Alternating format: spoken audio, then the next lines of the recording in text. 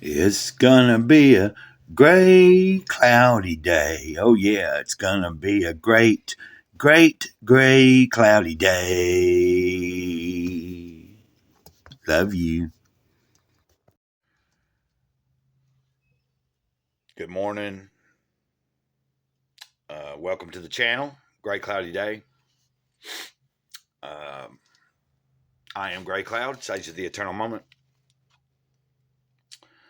Um, hit the like button if you can, or if you will, please. I'm just asking. And if you haven't subscribed, think about subscribing to the channel. We're growing here, 600 and something, 60. I think that's what it is, if I remember correctly. Anyway, I'm trying to work on some ideas for an upcoming, trying to work out some scenarios on possibly a giveaway soon. I've been talking about this since last month.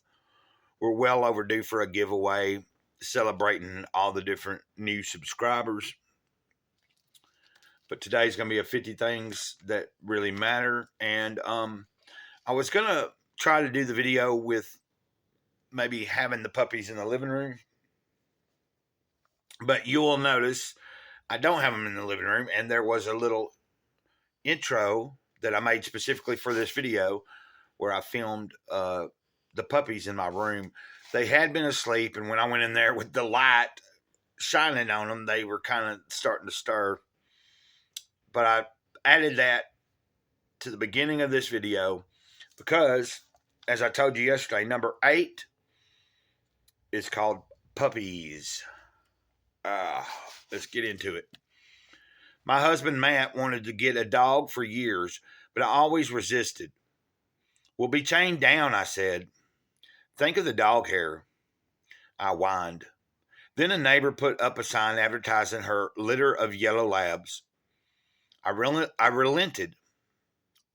Baby Lulu came home with us and she started teaching me lessons about life, one lick at a time.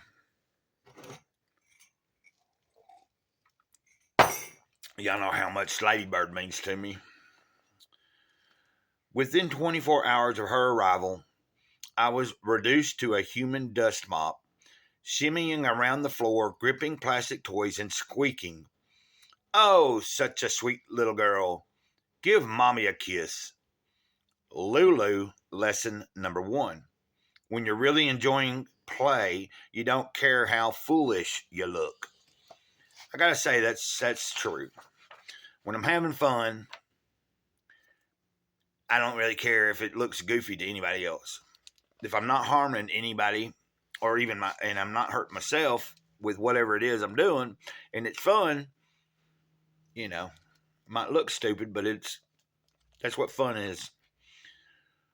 Soon, Matt and I were both hooked. We would fret over her whining. We would buy books on how to socialize her. We fed her by hand. Against all good judgment and advice, we'd let her sleep with us. She repaid us with poops on the carpet. Lulu, lesson number 2. Parenting can make you more neurotic than you've ever dreamed possible. Before Lulu arrived, I'd sleep until 8:30 a.m. one day. The next, I'd be up at dawn. Now Lulu will be standing on my chest by the time the sun crests the horizon, demanding to get out the door within the next 15 minutes. Lulu, lesson number 3. Ritual is the glue that holds love together. I'm going to repeat that. I like that. Number 3, ritual is the glue that holds love together. I can relate that to in the mornings when I'm first waking up. It's different times in the mornings. But at a certain time, even if I've already been awake for a little while in the bed, if it's too early, Ladybird's not ready to get up and go out or for a walk or anything like that. But after I've laid there a certain period of time, if I haven't got up and started moving around yet, she'll stir on her own when she's ready, and then usually she'll start looking at me like, hey, I need to go out. So, although I used to stay at work late, I now can't wait to get home at night.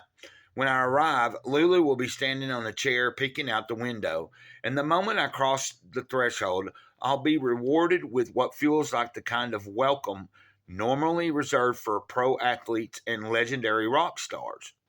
A few licks, and I can forget the petty details of the day. Lulu, lesson number 4. Unconditional love is a renewable resource. I like that. Unconditional love is a renewable resource. We've learned to read her body signals, the cocked head of curiosity, the ears pressed back with excitement and adoration, the sigh that comes from deep within a warm, rubbed belly. Even one of her looks almost knocks me off my feet. You're a dog, I'll think. But what great conversations we've been having. Lulu, lesson number 5. True communication is only possible when we don't rely upon language. Yeah, I like that.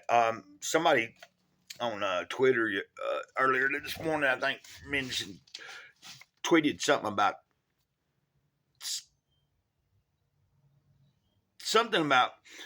people misunderstand you because you're using words or something. I don't know what it was, but it had to do with, you know,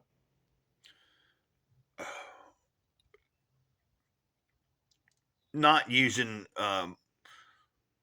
words for communication. Like, you know, like when it comes to people, if you're really in sync with someone, a lot of times, sometimes you can, like, if you spend a lot of time around somebody and you're in sync with them, you usually can almost be right about where they're at in their own head. Like, sometimes you find yourself having your sentence finished or you're finishing their sentences.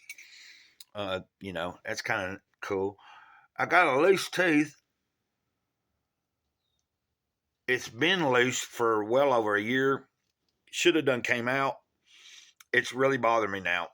Like, it's starting to be. I've been wiggling it all week, trying to hopefully get it out. I may just have to break down and try to pull the thing out myself. Trying to, like, it's been this long, but I do have some kind of.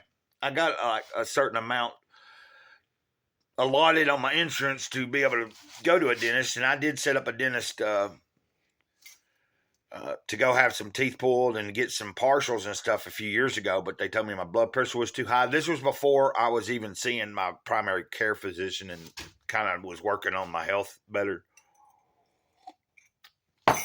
I have so much other going on, but probably I won't mess with it today. But as far as if I don't pull this thing myself,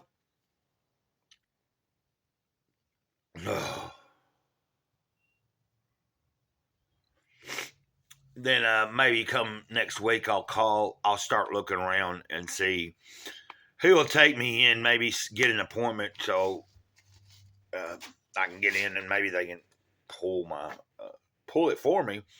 But it should come on. I mean, I don't know why I haven't pulled it yet myself. Don't have any wire pliers, but it almost wants to come out with my fingers. If I got something in between my fingers and put it on there where I can get a good grip, I can probably get it out like that. Anyway, I'm sure y'all really care about all that. I hope y'all have a good rest of your day. I'm not sure what I'm doing, particularly. All I know is I've gotten up, done my first walk of the day with the dog, Ladybird, and did some studying, read this Puppies thing to myself, and then decided to record. Hit the like button, subscribe, all that good stuff again. And thanks for watching. This has been fun. I'm not feeling too bad right now. This morning, somewhat a little better than the past few days. Still a little off. But, it's all good. I'm grateful. It's Gray Cloud, Sage of the Eternal Moment, over and out. Ditto.